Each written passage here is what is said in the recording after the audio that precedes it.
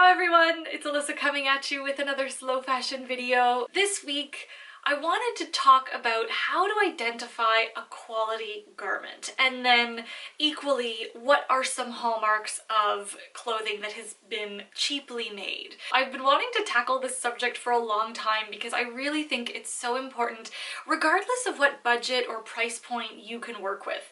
Especially if you're someone who likes to shop secondhand or thrift, this is one of the easiest ways to accumulate high quality garments at a very affordable price, but it's really important to know what to look for. I know a lot of you do your own sewing, so if you have any additional tips, please comment below so that we can all see and learn and share. I feel like so many of you know so much more than I do, so share the wisdom down below. So I'm going to divide this video into two parts. The first I'll talk about fabrics, and in the second I'll talk about finishes, and fit comes into play there as well. Most of these tips have to be applied in person.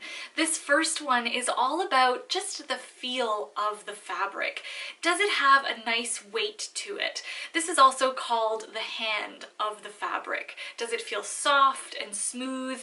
Does it drape really nicely? Now, in addition to the hand, I always like to look at whether or not the fabric of the garment is appropriate for the garment itself. For example, is a sundress that is supposed to be easy and breezy and keep you nice and cool made out of polyester or a fabric that isn't breathable at all? Another easy way to test fabric quality is by holding it up to the light. Now, this is going to depend a lot on your personal style preference. Trends now dictate that a lot of tops are sheer, so this is totally up to you. However, the hallmark of a typical high quality fabric is that it isn't see-through and that it's nice and opaque. There are lots of debates and points around the benefits of natural fibers versus synthetic, and I really think a lot of it comes down to personal preference and your own personal shopping values. I prefer natural fibers not only because they fit and drape and fall better on my body and allow my skin to breathe, but also because they are simply more environmentally conscious through the processes that natural fibers are put through before becoming actual textiles to their biodegradability at the end of life. I also prefer natural fibers because they come across as being more expensive and luxurious. Even if it's just a simple tee or a simple shirt, if it's made out of a really beautiful natural fiber, I find it just elevates the look a lot better. Examples of natural fibers are cotton, linen, hemp, silk, and wool. Examples of synthetic fibers are things like acetate, acrylic, polyester, nylon. These are all way less expensive to produce. However, in some cases, synthetics do have properties that make the garment more wearable and better for its longevity. For example, having a little bit of stretch in denim or performance wear that has sweat wicking technology. A higher quality garment should have as minimal blending as possible. So look for a garment that has at least 2/3 of one single type of textile in it. The more blends and mixes in there, it's likely that the garment is of cheaper quality. Beware printed and patterned fabrics. A lot of inexpensive and cheaper clothing camouflages defects,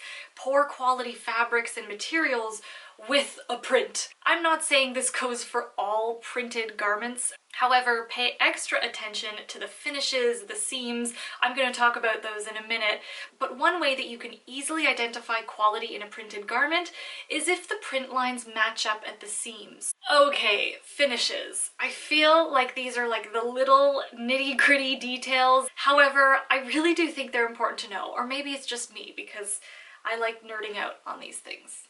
I don't know. Anyway, I learned in my most recent Skillshare class that the inside of a garment should be just as beautiful as the outside.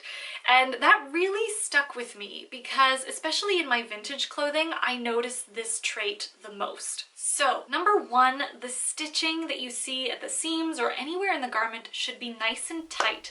The more stitches per inch, the higher quality the garment. Stitches should also be nice and flat. When it comes to seams, now more than ever, you'll see sort of split seams that are serged on the ends, even in higher quality garments. However, in my opinion, and especially when it comes to those beautiful vintage garments, a finished or covered seam, this is a really great indicator of a high quality garment. These beautiful seam finishes not only ensure that you won't get any unraveling threads, but they also ensure that the garment and the seams lie nice and flat on the body. Continuing on with the theme of seams, OMG, that rhymes. For the next couple of tips, I'm going to use the exact same pair of pants from the same designer, except the white pair of pants were manufactured about 10 or 11 years ago, and the black pair of pants were manufactured just this year. So the first thing that I'm noticing is that the seam allowance on the hem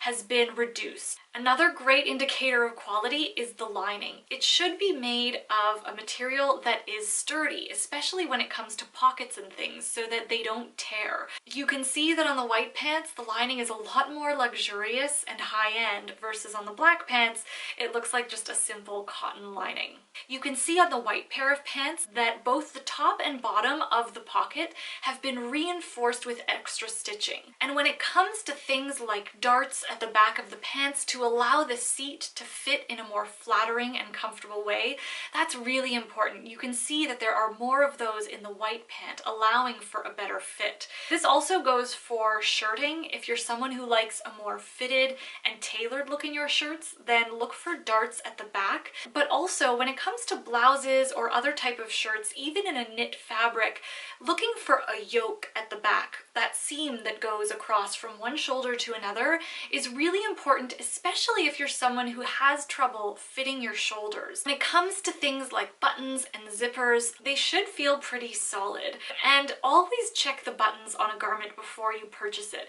They should feel nice and tight and secure. If there are threads poking out of the buttons, or if they're kind of just flopping around and look like they're about to fall off, chances are they probably will within a couple of wears. Finally, lining is almost always a good idea and a hallmark of quality, especially in things like blazers and trousers, but this is also going to depend on your climate and the fabric that the garment is made out of in the first place. So that is what I have for you today. I hope you enjoyed those little tips. I hope I didn't nerd out too much on you on any of those points. And as I mentioned before, please drop your own quality garment tips if you have some in the comments below.